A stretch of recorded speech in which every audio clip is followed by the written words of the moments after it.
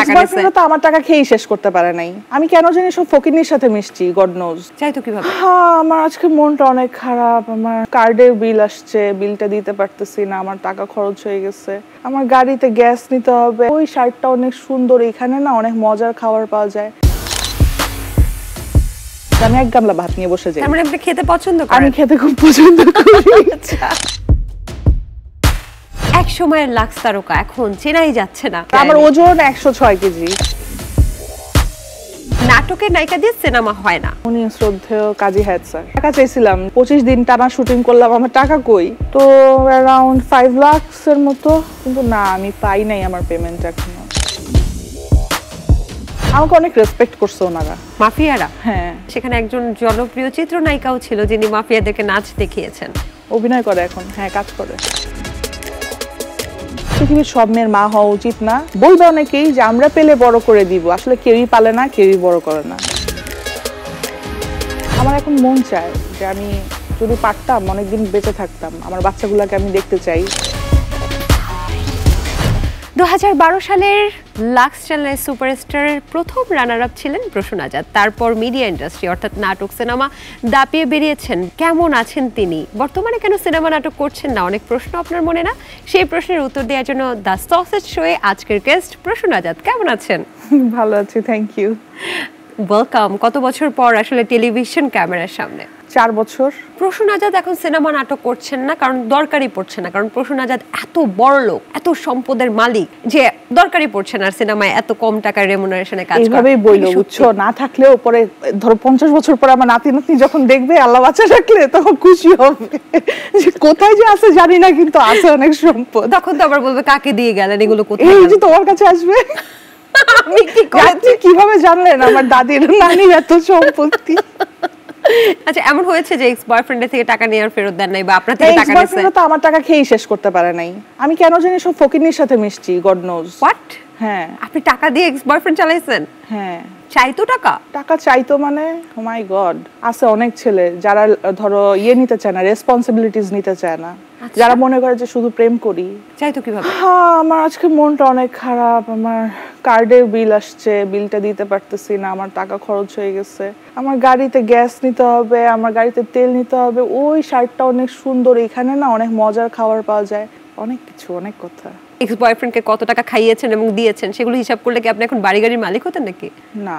মানে আনুমানিক কত টাকা নষ্ট করছেন? নষ্ট না, আমার কাছে মনে হচ্ছে একটা মানুষ খেতে চাইছে, খাওয়াই একটা দান করছেন। হ্যাঁ, ওটা দানই, কারণ সেটা আমার না, ইনভেস্টমেন্ট না তো।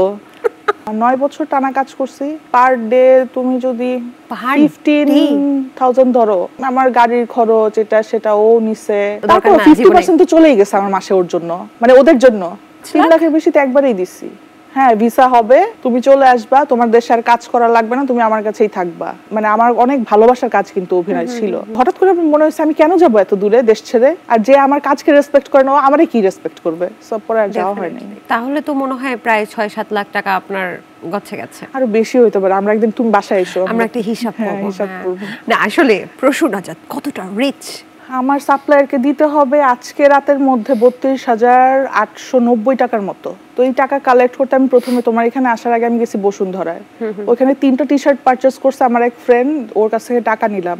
তো আমার এই ক্যাশ আছে মনে হয় 5,000, আমার ফোনে বিকাশে 8,000, আর বাকি যে উত্তরে সব মিলাই আমার এই 32,000 টাকার মানে প্রবলেমটা আগে সলভ করতে হবে, বুঝছো? তারপর আমার হিসাবে বসতে হবে যে আমি 500 টাকা লাভ করছি কিনা। প্রসূন আজাদ এখন বিজনেস করছেন এবং বিজনেস মন দিয়ে করছেন। করোনার সময় আমার আব্বুর লাঞ্চে পানি চলে আসছিল, তো ওই সময় আমার আব্বু পলাশ থানায় ছিল, নরসিংদীর। তো পলাশ থানার ওসি আমার বাবাকে ছুটি দিবে না বলতেছিল। তো আমার এত মেজাজ খারাপ হইলো, আমি কি করব? এই চাকরি আব্বু রেখে চলেন তো বাসায়, এটা বলারও সুযোগ নাই, কারণ আমি কিছু করি না। তো এক রাতে আমি পেজ খুলছি, লটে মাল কিনছি বোধহয় 1500 টাকার, অনেক গেঞ্জি কিনছি, প্রচুর গেঞ্জি টেঞ্জি কিনে বাসায় গেছি, শুরু করে দিছি ব্যবসা। তো সেটা এখনো চলতেছে। 1500 টাকা আমার তখন যে বয়ফ্রেন্ড ছিল তার কাছ থেকে নিচ্ছি। তারপর দিছিলেন টাকাটা? না, এখনো দেই নাই, এখনো নেই ওর কাছে, ও আমার হাজবেন্ড এখন। ও তাই বলেন। কিছু না মনে করলে আপনার এই যে চেঞ্জটা, অর্থাৎ স্থূলতার যে চেঞ্জটা, এটা কতখানি ডিফারেন্স হয়েছে? আমার ওজন ছিল 54 লাক্স চ্যানেল সুপারস্টার যখন ফার্স্ট রানার আপ হই, আর এখন আমার থাইরয়েড হওয়ার পরেও আমার 70 মতো ছিল। এরপরে এখন তো 106, আমার ছোট বেবি হওয়ার পর 106 কেজি এখন। এমনিতে কি চেষ্টা করছেন ডায়েট করার বা খাবার টাবার কন্ট্রোল করার? দেখাই সবাইকে যে হ্যাঁ আমি ডায়েট করতেছি, আমার হাজবেন্ডকে বলি হ্যাঁ আমি নাস্তা করেছি, ও যায় দরজা দিয়ে বেরোয় আর আমি এক গামলা ভাত নিয়ে বসে যাই। তার মানে আপনি খেতে পছন্দ করেন? আমি খেতে খুব পছন্দ করি। ভাত আমি 24 আওয়ার্স যদি আমি ভাত খেয়ে না থাকি 25 ঘন্টার মাথায় তুমি আমার আসল চেহারা দেখে ফেলবা। মানে এত রুড, আমি এত খারাপ আমার আচরণ, আমি পৃথিবীর সবচেয়ে নিকৃষ্ট মানুষদের একজন যদি আমি ভাত খেতে না পারি। ভাত না খেলে আমার মেজাজ গরম হয়ে যায়। কি ভাঙাভাঙি করেন নাকি? না, ভাঙাভাঙি করার সুযোগ নেই, সবসময় তো চাল আছে এই বাসায়। কখনো ইচ্ছে করে না যে আমি একটু কন্ট্রোল করি বা একটু খাবার একটু নির্লজ্জ আমি। গরুর মাংস, ভাত, শুটকি, ডাল। আমি আসলে ছোটবেলা থেকেই মা ধরো একটা তরকারি রান্না করছে আমি 3 প্লেট খাই ফেলছি। যদিও আমি অনেক fat, I am not fit, but আমি আমার জীবনের সেরা সময় কাটাচ্ছি এখন। আমি অনেক বছর আমি কোনো মাংস ধরি নাই, আমি ভাত খেতাম এতটুকু, সবজির বাইরে আমি কিছুই খাই নাই। তো আমার এখন যা মন চাইতেছে আমি তাই করতেছি। আমার আসলে কাউকে ইমপ্রেস করার জন্য যে ওর সামনে আমাকে অনেক বেটার লুক হইতে হবে, অনেক সুন্দর হইতে হবে, এত টেনশন নাই। আমি খুবই রিল্যাক্সে আছি এখন। ফিটনেসটা, সুস্থ থাকাটাই একটা অনেক বড় নিয়ামত। কন্টেন্ট ক্রিয়েটর বা অনলাইন যে পোর্টালগুলো, এখন তো ব্যাঙের ছাড়তার মতো অনেক পোর্টাল বের হয়ে আছে, সেখানে বলছে যে মুটিয়ে যাওয়ার কারণে, বুড়ি হয়ে যাওয়ার কারণে মুটিয়ে গেলেন হচ্ছেন প্রসূন আজাদ। এটা আপনি শেয়ারও দিয়েছেন, আবার বলছেন যে এক হালা গুড নিউজ করেছে, বয়সের চাপে মুটিয়ে গেছেন প্রসূন আজাদ, যেটা নিয়ে আপনি নিজেও প্রতিবাদ করেছেন বা কথা বলেছেন। সেই নিউজগুলো কি আপনি দেখেন বা দেখলে আপনি? এটা প্রকৃতির একটা অংশ। আমি যেভাবে লিখতেছে বুড়ি হওয়ার কারণে মুটিয়ে যাচ্ছেন, অতটা বুড়ি আপনি না। যাই হোক, পয়সা কামাইতেছে, বুঝছো? আমার কথা বলে কেউ যদি 2টা টাকা কামাইতে পারে, আই ডোন্ট মাইন্ড। কিছু না মনে করলে আমরা কি আপনার এইটার রেঞ্জটা জানতে পারি? আমার তো 30+, এপ্রিলের 27 তারিখ আমার 30-এ আমি পড়লাম। সো আপনারা যারা নিউজ করছেন বা এই ধরনের ক্যাপশন দিচ্ছেন তাদেরকে একটু জানিয়ে দিচ্ছি, বুড়ো এখনো হয়ে যায়নি। আর আমার ওজন 106 কেজি। আপনার সম্পর্কে এই সময়কার যে ভিডিওগুলো আসলে বের হচ্ছে, সেটা হচ্ছে এক সময়ের লাক্স তারকা এখন চেনাই যাচ্ছে না, এই ধরনের ভিডিও কি দেখছেন? হচ্ছে কি, আমি তো নাই কোথাও, মার্কেটেও নাই, আমি কোথাও নাই, আমি কাজ করি না, তার দরকার কি আমাকে নিয়ে এত ইয়ে করার? মেনে নিছি, আমি যেহেতু মোটা হয়ে গেছি অনেক, আমাকে নিয়ে বলবেই অনেকে। পর অনেকে লেখে যে এখন তো চাবিই সুন্দর, আপনি প্লাস সাইজ মডেল হচ্ছেন না কেন, বাংলাদেশে তো ট্রেন্ডই শুরু হচ্ছে না। মানে ওইটা শুনে আমার মনে হয়েছে ঠিক আছে একটু ট্রাই করে দেখা যায়, আমার নিজেরই তো একটা পেজ আছে, যদি চেষ্টা করি। একটা মিরর কিনছি আমি জানি না মিররের টাকা উঠবে কিনা। এই যে মুটিয়ে যাওয়া বা স্থূলতা নিয়ে এখন আপনাকে অনেকেই বলছে, বিভিন্ন গণমাধ্যম থেকে শুরু করে ইউটিউব চ্যানেলগুলোতে বিভিন্ন ভিডিও হচ্ছে, ভিডিওগুলো দেখে কি আপনি কষ্ট পান কিনা বা আপনার মন খারাপ হয় কিনা? এটা আমরা বাঙালি, আমরা গৃহিণী যারা, হাউসওয়াইফ যারা, আমাদের জীবন এইভাবেই গেছে। আমাদের জিমেও যাওয়া, জিমে যাব কিভাবে? আমাকে তুমি সুযোগ করে দাও, 2টা ঘন্টা আমার বাচ্চা কোথায় থাকবে? প্রত্যেকটা জিমে তুমি একটা প্লে জোন করে দাও। আপনি একটা স্ট্যাটাস দিয়েছিলেন কিছু শারীরিক জটিলতার সম্মুখীন আপনি হচ্ছেন, এই মুটিয়ে যাওয়াটাও তার পেছনেই একটা কারণ। থাইরয়েডটা আসলে তুমি যতই ওয়ার্কআউট করবা কমতে চায় না। হয়তো আরো উন্নত চিকিৎসা আছে, আমি ফলো করতেছি না, চেষ্টা করব। আমার এখন মন চায় যে আমি যদি পারতাম অনেকদিন বেঁচে থাকতাম, আমার বাচ্চাগুলোকে আমি দেখতে চাই যেন তারা অনেক বড় হয়, আমি নাতিপুতির মুখ দেখতে চাই। থাইরয়েড ক্যান্সার তো হয়ে যায় অনেকেরই, জানি না, আল্লাহ ভালো জানে আমার কপালে কি আছে। অপারেশন আছে, মানে ডক্টর কি বলেছে? প্রথম দিকে আমার হরমোনাল চেঞ্জ যখন আসে তখন ডক্টর বলল যে আপনার তো কোনোদিন বেবিই হবে না। তা আমি ডিসাইড করছি যে ওনার সাথে আমি আর কথাই বলবো না। যে ডক্টর আমাকে প্রথমেই ডিমোটিভেট করে ফেলে যে আপনার ওজন কোনোদিনও কমবে না, এটা বলে ফেলছে সে আমাকে, আল্লাহ চাইলে কি না হয়। সো হচ্ছে তো, সবই তো আছে। এই ধরনের কথা বলার পরেও মাশাআল্লাহ আপনি 2টো সন্তানের, হ্যাঁ, ভেঙে পড়ে গায়ে লাগে না খুব একটা। আমি যতটুকু জেনেছি যে আপনার বাবা মা দুজনেই হচ্ছেন পুলিশ অফিসার, পুলিশের কর্মরত একটা পরিবারের মেয়ে। আপনাকে কোনো ছেলে প্রপোজ করার সুযোগ পেতো বা সাহস পেতো? না, আমাকেই প্রপোজ করতে হয়েছে। জানি না, হয়তো আমাকেই পছন্দ হইতো না নাকি কনফিউশনে থাকতো। আমি হয়তো আমি বলতাম যে তুমি কি আমাকে পছন্দ করো, চলো প্রেম করি, অথবা। তো সেক্ষেত্রে কতজনকে প্রপোজ করা হয়েছে এ পর্যন্ত? তোমার শো শেষ হয়ে যাবে। ক্লাস 9-এ থাকতে আমি প্রথম প্রেম করি না, ক্লাস 8-এ থাকতে। আমি একটা ফোন ম্যানেজ করি, সিটি সেল দিয়ে তখন ফোনে কথা বলতাম। ফোনটা আমি পিসি, আমাদের একটা কম্পিউটার আব্বু এনে দিছিল হায়ারের, তো ওইটা ড্রয়ারে রাখতাম। একদিন রাতের বেলা এরকম আম্মু টের পাইছে, এমন মারা মারছে, আমার বয়ফ্রেন্ডের নাম, মানে প্রেম করার শখ সব ছুটে গেছে। তারপর তো ওই বয়ফ্রেন্ড চলে গেছে। তারপরে একজন সেটাও হচ্ছে ও পরকিয়া করতো, রিলেশনশিপে তো পরকিয়া হয় না, চিটিং করতো। সাইড চিক্স ছিল। হ্যাঁ, সাইড চিক্স ছিল, যেটা আমি টলারেট করতে পারি নাই। খুব ইচ্ছা ছিল এরকম কেউ আমাকে ভালোবাসবে, আমি এমন কাউকে ভালোবাসবো যে হচ্ছে কমিটমেন্টটা বুঝবে।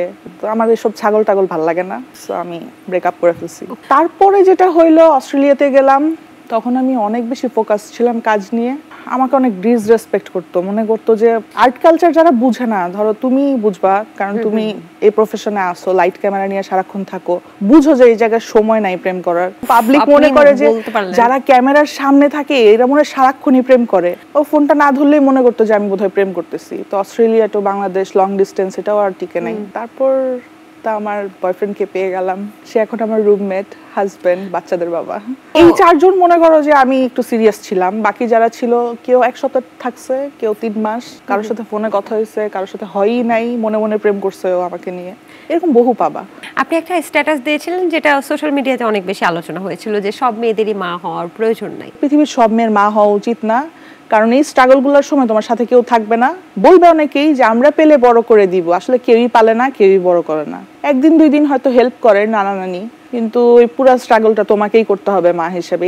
এইটার সিক্রেটটা আমাকে বলে নাই কেউ আগে। যদি কিছু না মনে করেন, একটা বিষয় নিয়ে কথা বলতে চাই। যতটুকু জানি যে এই ম্যারেজটা আপনার দ্বিতীয় ম্যারেজ। হ্যাঁ। প্রথম যখন আপনার ডিভোর্স হয়ে যায়, তারপর থেকে আপনি একটু ডিপ্রেশনে ছিলেন। একটু না, আমি ভালো ডিপ্রেশনে ছিলাম। আমি মেডিকেশন নিছি, ডাক্তার বলে দিছে কোনোদিন ঠিক হবে না ডিপ্রেশন। সে আমি জানি না, হয়তো ম্যারিড, হয়তো ভালো আছে না কি আছে আমি জানি না, কিন্তু ওই সময়টা আমার জন্য খুবই প্যাথেটিক ছিল। আমি জাস্ট বলছি যে ওকে ফাইন, আমি রেসপেক্ট করি, আপনি যেটা চাইতেছেন আমি আপনার সাথে ওইটাই করবো, ডিভোর্সই দিব। মানে এই যে প্যারাটা প্রতিদিন নিতে পারবো না, যে এই কাজে কেন, কার সাথে, এত খারাপ কথা বলবে কেন আমাকে। কি ধরনের খারাপ কথা বলতো? কার সাথে শুটিং এ, মনে করতো শুটিং মানেই মনে প্রেম করি। আমি ইন্টারেস্ট হারাই ফেলছিলাম। আমি জাস্ট বলছিলাম যে আমি রেসপেক্টটা রাখতে চাই, সো এটা এখানেই শেষ করি। আর ও চাইতো না বিয়ের কথা মিডিয়াতে কেউ জানুক, এটা ও চাইতো না। আমি জানি না ওর কি গার্লফ্রেন্ড ছিল নাকি অস্ট্রেলিয়াতে কোনো বাঙালি মেয়ের সাথে প্রেম করতো না কি করতো, গড নোজ। কোনোভাবেই চাইতো না আমি যে ম্যারিড, ওর সাথে আমরা যে বিবাহিত, এটা যেন কাউকে না বলি। ফেসবুকে সারাক্ষণ মানুষ লিখতেছে এইভাবে বেপর্দা হয়ে ঘুরতেছে, বয়ফ্রেন্ডের সাথে ঘুরতেছে, এটা এইভাবে থাকতেছে কেন। আমার কাছেও খারাপ লাগতো। সিডনিতে যে আমি উঠছি, যেখানে ওর বাসায় উঠছি, আমি কাউকে বলতে পারতাম না এটা তো আমার হাজবেন্ড, আমি কেন ওর সাথে থাকবো না। একটা পুরুষ মানুষের আসলে লাউড হওয়া উচিত, তার বউয়ের ক্ষেত্রে তার বলা উচিত যে শি ইজ মাই ওয়াইফ। আমার ক্যারিয়ার তখন তুঙ্গে, আমাকে প্রত্যেকটা মানুষ বলছে এখন বিয়ে করো না। আমি প্রত্যেককে বলছি যে আমি ওর সাথে থাকতে চাই, কেন বিয়ে করবো না। আমি তো 1 দিন 2 দিনের জন্য প্রেম করি নাই ওর সাথে। ওকে আমি মিস করতাম না, কিন্তু ওর কথাগুলো মনে হইতো, বাট আমি ভালো কিছু মনে হইতো না। আপনি ইদানিং দেখতে পাচ্ছি জায়েদ খানের পোস্ট শেয়ার করছেন। রিসেন্টলি আমরা দেখলাম আমেরিকা থেকে জায়েদ খান চেয়ারে বুক চেপে ধরে সুন্দর ছবি দিচ্ছেন। তো সেক্ষেত্রে আপনি কি জায়েদ খানের ফ্যান কিনা? জায়েদ খান উনি আমার চাচা হয়। আপন চাচা? ওনার যে বড় ভাই উনিও হচ্ছে বাংলাদেশ পুলিশে ছিল। আমার বাবা মা, আমাদের ফ্যামিলি সবাই বাংলাদেশ পুলিশে। তো ওইভাবেই পরিচয়। আমি যখন ক্লাস 2-তে অথবা 3-তে পড়ি, তখন প্রথম একটা বিস্কিটের অ্যাড করছিল জায়েদ খান, উনি আমাদের বাসায় আসে খাইতে খাইতে যায় বলা, খাইতে খাইতে। হ্যাঁ, ওইটার এরপর থেকে আমি ওনার ফ্যান। তাহলে প্রসূন আজাদের দূর সম্পর্কে চাচা হন জায়েদ খান। আচ্ছা, তাহলে জায়েদ খান ভাইয়া নাটকের নায়িকা দিয়ে সিনেমা হয় না, এই কথাটা একটা পরিচালক আপনাকে বলেছিল। পরিচালকের নাম কি আমরা জানতে পারি? উনি শ্রদ্ধেয় কাজী হায়াত স্যার। হ্যাঁ, আমি ওনার কাছে টাকা চাইছিলাম যে স্যার এতদিন অভিনয় করলাম, 25 দিন টানা শুটিং করলাম, আমার টাকা কই? ওকে, এই নাটকের মধ্যে দিয়ে সিনেমা হয় না। কি জানি, আমি না লাইফে এটা অনেক ফেস করছি, যে আমি অনেক খাটাখাটনি করছি, রোদে ঘেমে কয়লা হয়ে গেছি, কিন্তু যখনই টাকাটা চাইতে গেছি যে আমার বেতনটা দেন, তখনই কি জানি একটা হয়ে যায়। মারুফ ভাই বললো যে এটা নিয়ে কথা বলা দরকার নেই, প্রশ্ন আমি সর্ট আউট করবো। তারপর আমার নামে মানহানির মামলা দিবে, হেন তেন, এফডিসিতে দুনিয়ার লোকজন, এবং সকলেই পুরুষ, বিশাল বড় লম্বা টেবিল, আমি একা একজন মহিলা দাঁড়ানো মেয়ে। এর মধ্যে একজন আমাকে বললো, মেকআপ আর্টিস্ট, তুমি সাকিব ভাইয়ের একটা ফোন দাও, সাকিব খানের ফোন দিলে উনি একটা হেল্প করতে পারে তোমাকে। তো ওনাকে ফোন দিলাম, বললাম ভাইয়া এই করতেছে, আমার নাকি মানহানির মামলা দিবে, দিলে দেখ কিন্তু আমার টাকাটা দিয়ে দেখ। আচ্ছা, সাকিব খান বলতেছে যে আচ্ছা আমি দেখতেছি, তুমি এটা নিয়ে আর কথা বলো না, তুমি বাদ দাও, আমি দেখতেছি যেন মামলা না হয়। কিন্তু না, আমি পাই নাই আমার পেমেন্ট এখনো। তো অ্যারাউন্ড 5 লাখ এর মতো। সেটা কি রিলিজ হয়েছিল মুভিটা? Super hit. কোন মুভির কথা বলছেন? সর্বনাশা ইয়াবা। এই মুহূর্তে কি টাকাটা ফেরত চান কিনা? টাকা নিয়ে আপনি হ্যাপি থাকেন স্যার, আমার লাগবে না কিন্তু। আপনি একবার লিখেছিলেন এরকম যে সাকিব খানের 2 বউয়ের কাজ যে আপনার পছন্দ না। হ্যাঁ, আমি ফ্যান হিসেবে লিখছি, খালি ইন্টারভিউ দেয় না ক্যামেরার সামনে এসে, একজন আরেকজনকে নিয়ে বদনাম করতেছে। সে যাকে ভালোবাসবে, খুবই কমপ্লিকেটেড। আমি ওকে ডিসরেসপেক্ট কেন করব? প্রত্যেকটা ফ্যান চায় তার পছন্দের আর্টিস্ট অনেক উঁচুতে থাকুক। আরেকটা কারণ আছে, তোমাকে বললাম না এইমাত্র, যে আমাকে অনেক বড় একটা বিপদ থেকে বাঁচাইছে, সময়ে অনেক বেশি হেল্প করেছে। অথচ সাকিব ভাইয়ের সাথে আমার জীবনে দেখা হয় নাই, ওইখানেই আমার ক্যারিয়ার থেমে যেতে পারত। ওখানে আপনার ক্যারিয়ার নষ্ট হওয়ার প্রায় 90% দায়ী রোকেয়া প্রাচী। এটা কি সত্যি না মিথ্যা? আমি অনেক অভিমান করি। আমি যখন অভিমান করি আমি তখন একদম লস্ট হয়ে যাই, কোনো কানেকশনে পাবা না, কোনো কিছুতে পাবা না। আমি লোন একদম আলাদা হয়ে গেছিলাম, খুবই ডিপ্রেস ছিলাম ওই সময়টা আমি। আর উনি জানতো। আমি ওনাকে বলছিলাম যে দেখেন আমার পেপারস রেডি হচ্ছে, আমি ওর কাছে চলে যাব, আমি অস্ট্রেলিয়া থাকবো, হ্যান হবে ত্যান হবে, আমার সব প্ল্যান ওনার সাথে শেয়ার করা ছিল। তা আমি মেনে নিতে পারি নাই যে রোকেয়া প্রাচী এরকম করবে। কষ্ট পাইছি, কিন্তু উনি দায়ী না। এই যে দেখো সরকার পতনের পর ওনাকে 32 নম্বরে যে কি পরিমাণ বুলি করা হইলো, প্রত্যেকে আমাকে ইনবক্সে পাঠাইছে। আমি প্রত্যেককে বলছি যে তোমরা প্লিজ এটা করবা না, আমার এটা পছন্দই না, একটা মানুষ এইভাবে হিউমিলিয়েট হইতেছে। আমি তো তখন বাচ্চা মেয়ে ছিলাম, আমি আমার মতো করে আমার জীবন গুছাই নিচ্ছি, আমি সরে আসছি। আপনি একটা কাজ করছেন, আমার অনেক ক্ষতি করার চেষ্টা করছেন, কিন্তু এই ক্ষতিটা আর কইরেন না অন্য কোনো মেয়ের। আল্লাহ আসলে সবকিছু রিটার্ন দেয়। উনি দাবি করেছিলেন যে আপনি শুটিং সেটে ছেলেকে নিয়ে যেতে চান, যেটা আসলে উনি নিতে পারেননি, বা এটা আসলে এক্সট্রা একজন ছেলে, সে হচ্ছে ডিওপি, স্টিল ফটোগ্রাফি করে। আমি একটা ব্রোথেলে যাচ্ছিলাম, একটা প্রস্টিটিউটের ক্যারেক্টার করতে যাচ্ছিলাম। আমি একটু ভয়ে ছিলাম যে এত বড় জায়গায় যাব, আমার সাথে একজন আমার পরিচিত থাকা দরকার। আমি বলতেছিলাম ও আমার সুন্দর সুন্দর ছবি তুলে দিবে, ও আমার ছোট ভাই প্রত্যয়, ওকে নিয়ে যাই। আমার যদি মন চায় আমি একটা ছেলেকে নিয়ে উঠবো, আমি ওর ওখানে যাব কেন? আমি হোটেলে উঠে যাব, আমার টাকার কি অভাব? আমি ওকে বলতে যাব কেন?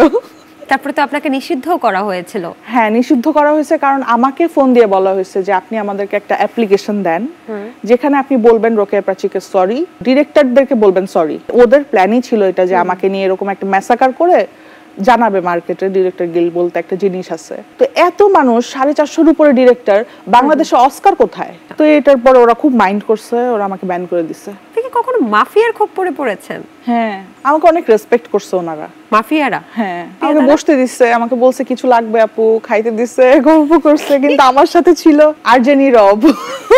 আমাদেরকে তো দিছিল, আমরা খুলে তাড়াতাড়ি খাওয়া শুরু করছি, যে বিরিয়ানির প্যাকেটটা শেষ হলে বলতে পারবো যে ভাই খাওয়া শেষ, পাস হয়ে যাই। বলতেছে আপু নেন, এত সুন্দর করে কথা বলতেছে। তো জানি না, আমাদের একটা গেস্ট আমাদেরকে নিয়ে গেছিল ওইখানে, তো যে দেখি যে চারপাশে সবাই বন্দুক নিয়ে দাঁড়ায় আছে, আমি তো ভয় পেয়ে গেছি। সেখানে একজন জনপ্রিয় চিত্রনায়িকাও ছিল যিনি মাফিয়াদেরকে নাচ দেখিয়েছেন। না, ও সিনেমা করে নাই, আগে মডেলিং করতো, এখন তো অভিনয় করছেন। অভিনয় করে এখন, হ্যাঁ কাজ করে। হ্যাঁ, ওর মা ছিল সামনে, ওর মা বলতেছিল যে নাচো নাচো, বিরিয়ানির প্যাকেট ছিল এখানে, মানে নাচলে বিরিয়ানির প্যাকেট দিবে। হ্যাঁ হ্যাঁ, সে আমাকে রেসপেক্ট করছে, আমিও তাকে রেসপেক্ট করছি, কিন্তু ওর সাথে কি সমস্যা এটা আমি জানি না, ওকে কেন নাচাইতেছিল গড নোস। কি বলেছে যে নাচো, আমরা দেখবো? হ্যাঁ, তারপর উনি নাচছে, মানে ভয় নাচতেছিল, আর আমার অনেক খারাপ লাগতেছিল। আমার মনে হচ্ছিল যে মেয়েটা এতগুলো মানুষের সামনে এইভাবে নাচতেছে, মানে ক্যামেরাও তো নাই। আমি শুনেছি আপনি নেল এক্সটেনশন করেন, এবং এই বড় বড় নেল এক্সটেনশন করে আপনি ভয় দেখান ভাইয়াকে খামচি দেওয়ার। না, নেল এক্সটেনশন আসলে কাজটা অনেক অনেক বেশি মনোযোগের। তো নেল এক্সটেনশন করে নিজের হাতে পরে বসে থাকা যায় না। আমার একটা বেবি 5 মান্থস, আরেকজন 2 বছর। তো এক্সটেনশন করে যে এইভাবে বসে থাকবো, এই সুযোগ নাই। হাড়ি পাতিল মাজো, রান্না করো, হেন করো তেন করো, সুযোগ নাই খামচানোর। সুযোগ একদিন শনিবার খামচান। হ্যাঁ থাক, এগুলো বলো আর বেশি বেশি, তাইলে যদি কোনো মেয়েটে ওর কাছে আসতে চায়, এগুলো শুনে প্রোগ্রাম দেখে ভয় আসবে না। থ্যাংক ইউ সো মাচ আমাদের অনুষ্ঠানে আসার জন্য। আপনি অনেক ভালো থাকবেন এবং খুব তাড়াতাড়ি আমরা আশা করবো আপনি আবারও ফিরে আসবেন। Thank you. Thank you. দর্শক, এই ছিল আজকের আয়োজন। আশা করছি পুরো আয়োজন ভালো লেগেছে। আগামী পর্বে আবার কোনো সেলিব্রিটি গেস্ট নিয়ে কিন্তু আমরা হাজির হয়ে যাব। সে পর্যন্ত ভালো থাকুন, সুস্থ থাকুন।